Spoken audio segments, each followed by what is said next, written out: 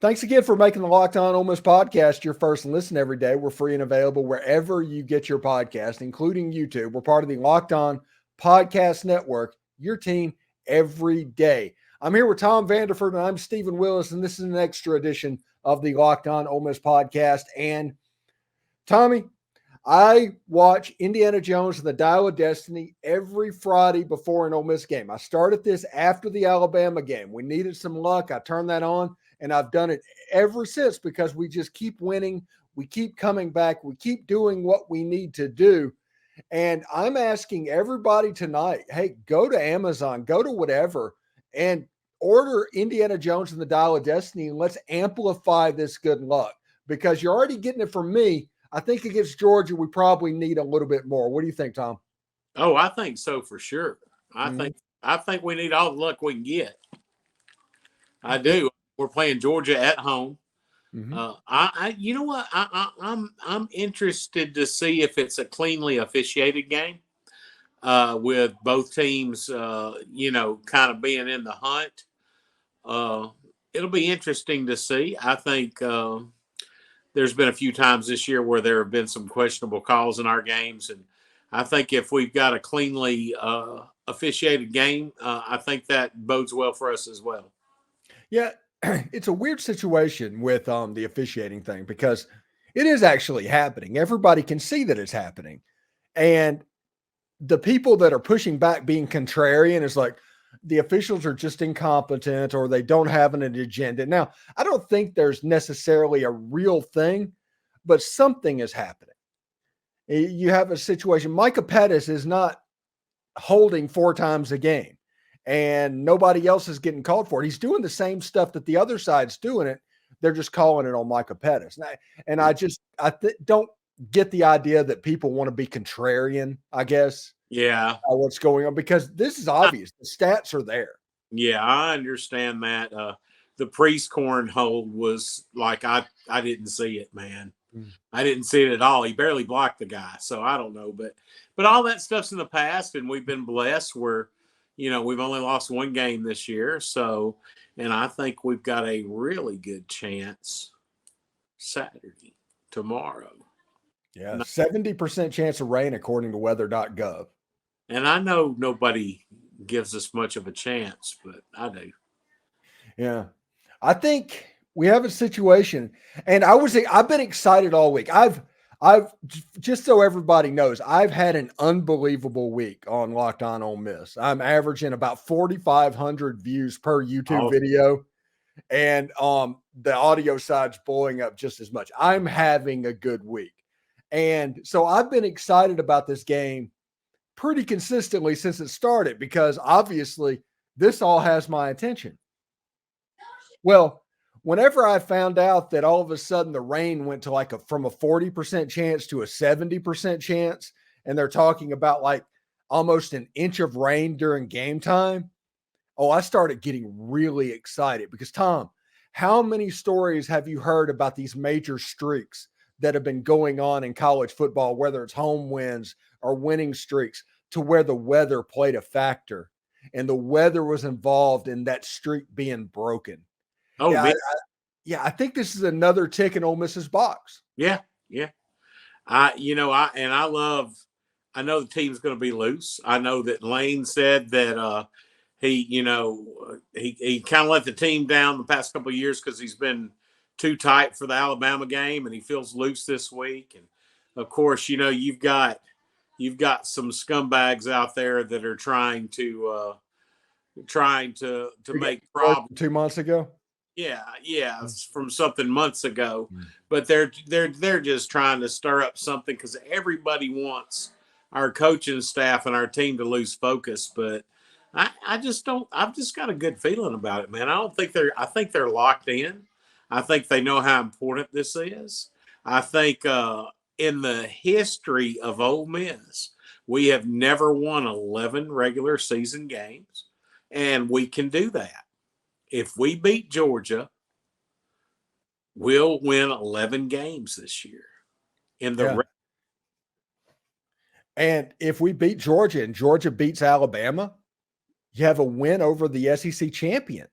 Yeah, exactly. So then it bodes well. I mean, at worst, a very high New Year's Six slot, maybe down in Miami, which would be kind of cool for Stephen Willis. And also, the Under Armour All-American game, you have Camarion Franklin's going to be at that game down the road. So I'm going to get to talk to Camarion. And also, Stonka Burnside is going to sign his letter of intent at the Under Armour All-American game. Yeah. I have a chance to have another really good week after the bowl game, because if Ole Miss got the Orange Bowl or the Peach Bowl, that game would be like December 29th. Right. Like a week. So I've got a nice little 2-week stretch to where I got to think of some ways to do that. And if we get to 6,000 subscribers, I'm talking about doing remote broadcast. So if you haven't subscribed and you're listening to the show, please go down and mash that subscribe button. If you have, tell a friend. And honestly, if you listen on one of the other numerous mediums that we're on, go over to the YouTube channel and give a subscription. That helps us out. We're in position, honestly, that we are probably going to be the most subscribed YouTube channel other than the official site by March. And I mean, we already act like we're the big dog. I mean, whenever we're talking about, I'm not talking about a cocky thing here. I'm talking about how we do business. We act like we are a big dog on the street. And by next football season, I mean, it could be stretched out and we're all by ourselves. And I think that's pretty cool. And we've built a really interesting community, and we have a ton of perspectives and a ton of commentary. And that is just doing really well, because people want to be happy when they want to be happy, and people want to be sad when they want to be sad. And that's what we do. Exactly. You know, we're just like me. I'm Ole Miss Homer on Twitter. I'm just a homer, man. Yeah. It's on the let's see, what is it over there? Down there in the bottom? It's in the name. Yeah. Yeah. So anyway, I had a Know Your Enemy segment yesterday with Clint Shamblin of Locked On Bulldogs, and I talked to Corey Burton, who's my partner in crime from SEC After Dark. He does the Believe in Georgia Dogs podcast as well. And one thing is, Georgia just doesn't think they're going to lose, talking to them right off bat. I mean, granted, they've won like 42 out of 43 straight games. The only one they lost was that Jamison Williams SEC championship game. Right. And they've got 83 million 5-stars. I mean, you know, on paper, we shouldn't even compete with them. But, you know, I just got a feeling that Trey Harris is going to have a big game. Somebody has to be the equalizer. Big game, sir. Somebody has to be the equalizer in this football game. Yeah. And the benefit is, whenever you play the Georgia Bulldogs, is just the same thing as whenever the Alabama teams were coming in like 2013. It's the same formula to beat that team. The same formula that Hugh Freeze used to take down those Alabama teams is the formula that you can take down this Alabama team too. The defense needs to play well. We need a 2014 level defensive performance by Pete Golding. This game is really the reason why we brought Pete Golding in. Jackson Dart, with his mobility and all that, he needs to have a big football game. You don't beat this team without a major performance from the quarterback, and you need a receiver that can open things up down the field to keep the safeties from coming in on the line of scrimmage, and that's Trey Harris. The pieces are in place. Yep. Honestly, we're in better shape than we were in 2014 and 2015 because we also have Quinshon Judkins. And how many times have we come into a game like this and had the best running back in the SEC? Exactly. Never. Never. Never. I mean, the closest I think we've ever had to having the best running back in the SEC, in my opinion, was Deuce McAllister. But yeah, but when we had Deuce McAllister, now granted, like the 97 and 98, 99 and 2000 teams, that they were all fine. I think even Romero Miller will admit that he's not Jackson Dart. Oh yeah, I'm sure. Yeah, I'm sure Grant Hurd will admit that he's not Trey Harris. Right. And so the talent level being raised at other positions. So as good as Deuce McAllister was, he's just even with Quinshon. Oh yeah. Quinshon's special. Yeah, and you have these big players on the outside and at quarterback that should be pretty interesting. And like I said, if it rains, you're going to be dealing with at least slippery conditions. Now, I'm not talking about a 1960s style mud bowl. That's not going to happen in this modern age of manicured fields. But what you might have is a little bit of slippiness that can happen. The ground isn't quite as firm.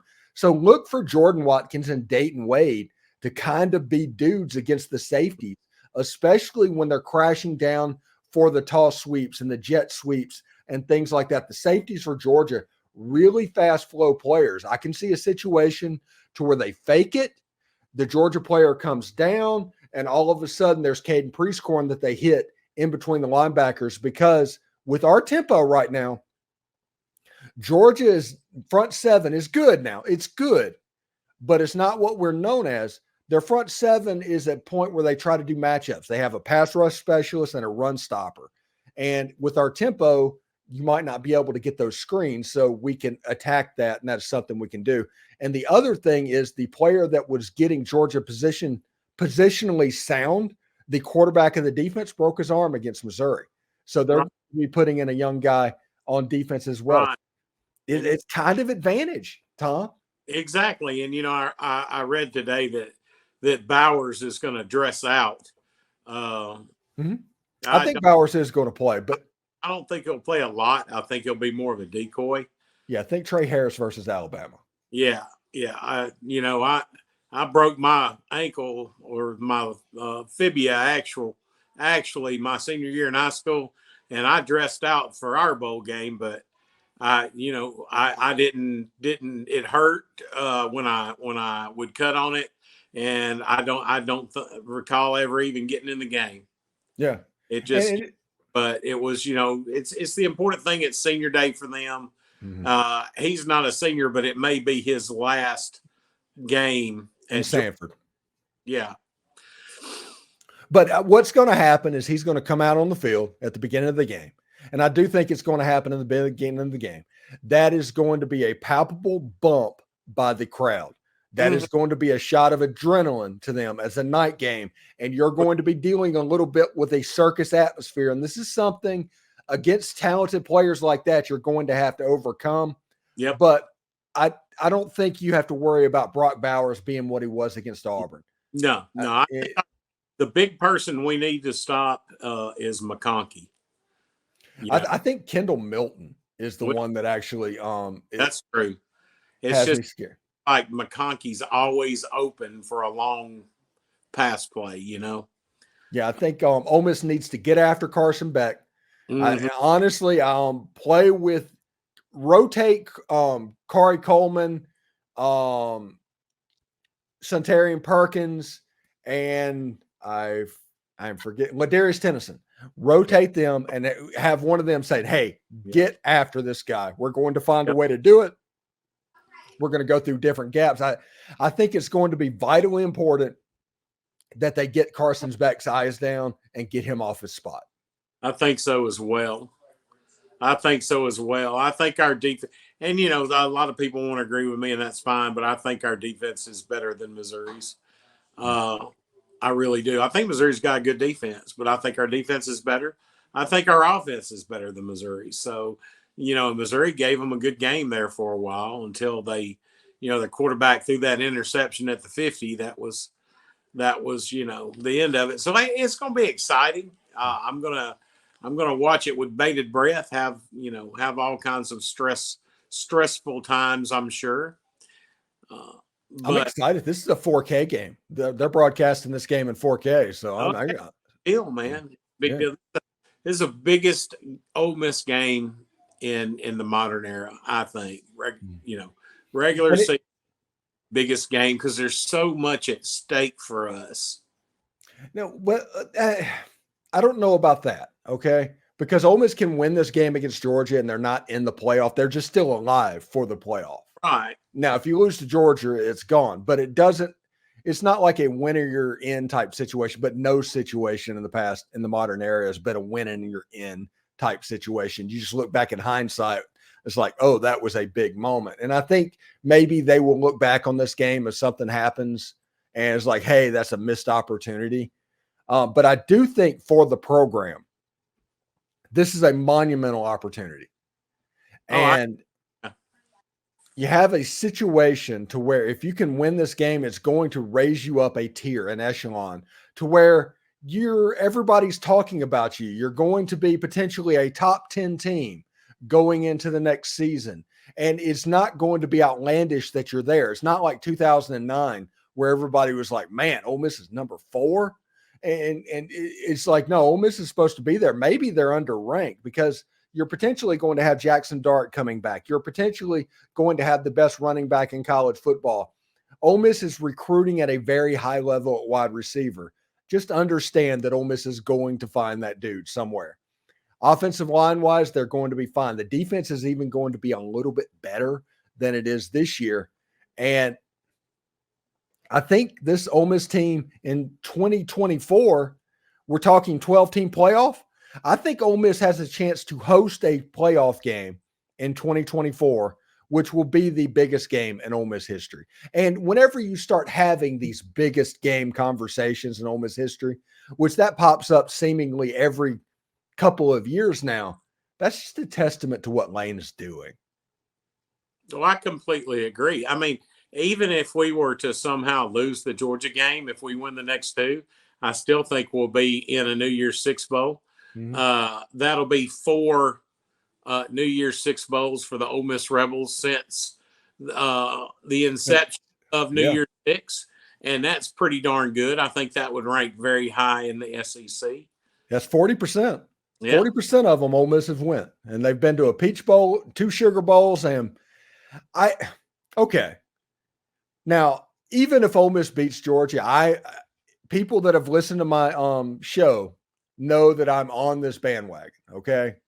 That Ole Miss is in prime TCU position if they beat Georgia, to where Ole Miss is going to end up in the top 4, and then after the championship game, all of a sudden Ole Miss is 5th. Yep. And they're going to play a team in a bowl game. They're going to be angry, and they're just going to wipe the floor with them. It's going to be a TCU 2014 situation all over. You're going to be dealing with an angry football team at that point. And I'm trying to figure out, I think the Fiesta is in line to take Tulane, and I think Tulane is kind of in a place to where they're going to win out that G5 game. So Ole Miss is not going to be able to go to the Fiesta Bowl because they're not going to rematch Ole Miss and Tulane. No. So that leaves the Cotton Bowl, which everybody loves. The Peach Bowl, which I think everybody has a bad taste in their mouth after that 2014 game. And then you have the Orange Bowl. And in that situation, I want the Orange Bowl for obvious reason, but I want Ole Miss to have the Orange Bowl because that's a different, exciting bowl game. And let's face it, South Beach is better than Atlanta. South Beach is better than Dallas. South Beach is better than Phoenix. So other than the playoffs, I think the Orange Bowl is the best opportunity for Ole Miss if they don't get into the Final Four. I agree. And it's, you just think about it, man. And I want to play Michigan so bad. To be in. Oh, I would love to play Michigan. It's so bad. Position to be in. To know that at worst you're going to be in Orlando. You know, we have never been, whatever you want to call it, the Citrus Bowl, Capital One Bowl, whatever they call it, Tangerine. It's the Citrus again. We've never been, ever. Yeah. You know, and honestly, I don't think we're going to go this year because to go to the believe it, and you know, that's goodness gracious. I mean, we're so fortunate. Yeah, to go to the Citrus, we have to lose to State. Yeah, oh God, there's no way. Yeah, and it's like knock on wood. Yeah, I think that last year, but yeah, they're God bless them. They're a dumpster fire right now. Yeah, they're getting ready to do the stupidest thing that a college football team can do, and that is run off Zach Arnett. I read today where they're trying their best to, and this is the fans, of course, and the Brandon Walkers and people like that of the world. They're trying their best to get Arnett fired immediately after the A&M game. Yeah, and which coach is going to take the job? If you look at Ole Miss's history, okay, let's look at Ole Miss's history, and you can determine the merits of doing this. That is not the point. The point is, after David Cutcliffe, whenever we decide we were going to fire coach 1 year after that Cotton Bowl run, and the press that came with that, we ended up with Ed Orgeron. And we ended up with Ed Orgeron for a reason. And there's several people that can talk about Robert Kayette and Dennis Erickson showing up to an interview drunk and all of that stuff. I mean, there's rumors all over the place. But the fact of the matter is, we went from David Cutcliffe, one of the most successful quarterback coaches in Ole Miss history, to USC's defensive line coach. If you fire Zach Arnett, this is going to be that times 50, and you're going to end up with Will Hall as your quarterback or your coach or somebody like that. It's going to be the names that are mentioned as far as their home runs, their hopes. Even them would be like a mid-tier to low-tier hire for Ole Miss at this point. Exactly. You know, I read today where there's two people. They said Fritz at Tulane and Summerall at Troy. Fritz ain't going nowhere, man. He's got it made. Why would you leave where you've built a back-to-back New Year's Six bowl team at Tulane? Why would you leave that at 63 years old? I think they're going to have a hard time. Yeah. And you could have a situation. If Fritz goes to Mississippi State, he's done in 3 years. And everybody talks about the buyout and all of that stuff. No, he hasn't absolutely made it Tulane right now. He is in position to go to a New Year's Six bowl game every year. Yep. He's in a position to dog walk that conference. Yeah. And he can do that for 5 or 6 years, retire, and go off in the sunset, making about $2.5–3 million a year, which no matter where you live, if you make $3 million a year, you're living pretty good. Yeah, I think you're all right. Yeah. And you're not going to jump into that pressure cooker at a place where they fired a coach 9 months after hiring him. Mm-hmm. Well, and they fired Moorhead in his 2 first years. Yeah. There's a history in Starkville. And not only that, they're poor. Let's quit beating around the bush. They don't have NIL. No.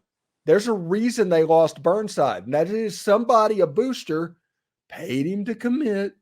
Yep. Allegedly. And after that, there was no money coming up there for offers. Offers started coming in that Mississippi State could not compete with. Exactly. Allegedly. And I'm hoping that that's the same for Jimothy Lewis. And I think it will. I think J.J. Harrell, I think he burned the bridge with Ole Miss. Oh, he did. Yeah. And he's probably hating that right now. But I would pay attention to Auburn in that situation. Oh, yeah. Yeah, I would too. I wouldn't put it past Hugh Freeze to swoop in and get old JJ. And Stonka Burnside, obviously, I will be paying attention. I'm actually normally, whenever I go to cover these Under Armour games, I do all the practices, but I don't really go to the game.